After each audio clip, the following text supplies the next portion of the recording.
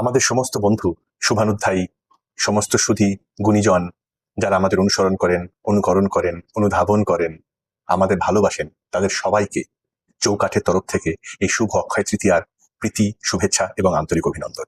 নমস্কার। অক্ষয় তৃতীয়া সংক্রান্ত যা যা তথ্য পাওয়া যায়, যে যে স্কুল অফ থটস আছে, যেগুলি সর্বজনগ্রাহ্য, তার মধ্যে প্রধান দুটি হচ্ছে যে একটি হলো কুবেরের এই দিন অ্যাকচুয়ালি তিনি অ্যাপয়েন্টেড হয়েছিলেন মা লক্ষ্মীর অ্যাকাউন্ট্যান্ট হিসেবে, এবং তার কাছে সঞ্চিত ধনরাশি এবং যাবতীয় পৃথিবীর যাবতীয় সুখ তার মাধ্যমে মানুষের কাছে লক্ষ্মীর তরফ থেকে, মা লক্ষ্মীর তরফ থেকে পৌঁছানোর জন্য। আর দ্বিতীয় হচ্ছে যে এই দিনেই অক্ষয় ভাণ্ড তার দ্রৌপদীর হাতে শ্রীকৃষ্ণ তুলে দিয়েছিলেন বনবাস চলাকালীন, যাতে কোনোদিন অন্যের অভাব না ঘটে কারুর। এই অন্যরূপী সুখ বা সুবিধার আদান প্রদান এক এবং অন্যের সঙ্গে তাদের মধ্যে ব্যবসায়ীগতভাবে যখন হয়, ব্যবসাগতভাবে যখন হয়, তখন তার সঙ্গে এই অক্ষয় তৃতীয়ার এবং ব্যবসার একটি যোগসূত্র পাওয়া যায়। আমরা যারা ব্যবসা করি, যে সমস্ত ব্যবসায়িক প্রতিষ্ঠান আছে, ব্যাপক হারে তারা প্রধানত দুটি ভাগে বিভক্ত।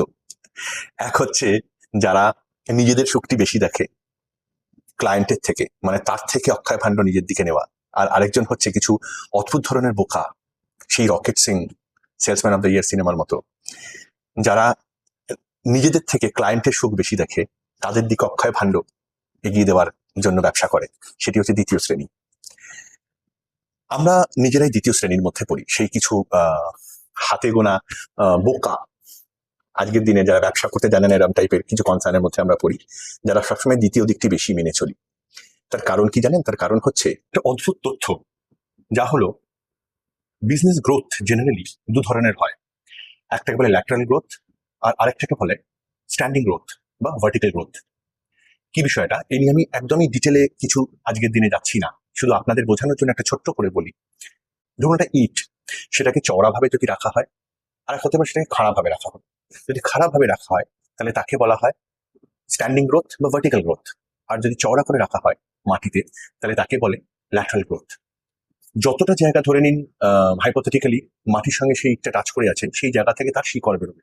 অর্থাৎ যদি সে খাড়া হয়ে থাকে তাহলে তার উচ্চতা বেশি, কিন্তু তার শিকড় খুব যতটুকু জায়গা জুড়ে বেরিয়েছে, তার থেকে সে যদি শুয়ে থাকে তাহলে তার গোটা সারফেসটার থেকে অনেক বেশি জায়গা জুড়ে শিকড় বেরোয়, আর যত বেশি জায়গা জুড়ে শিকড় বেরোয় তত কম তার ঝড়ে উপড়ে পড়ার সম্ভাবনা।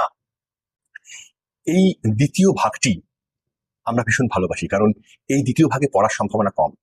তাই দ্বিতীয় ভাগে আমরা সারা জীবন থেকে যাব, অক্ষয় ভাণ্ড সারা জীবন আপনার দিকেই বাড়িয়ে যাব, কারণ যতদিন শিকড় নামক আপনারা আছেন ততদিন আমাদের পড়ার কোনো ভয় নেই, এবং আমরা আমাদের এই পাগলামি ভালো, সুদর্শন, সুপুষ্ট অন্দরসজ্জা এবং মুখিরসজ্জা দিয়ে যাওয়ার চেষ্টা করে যাব।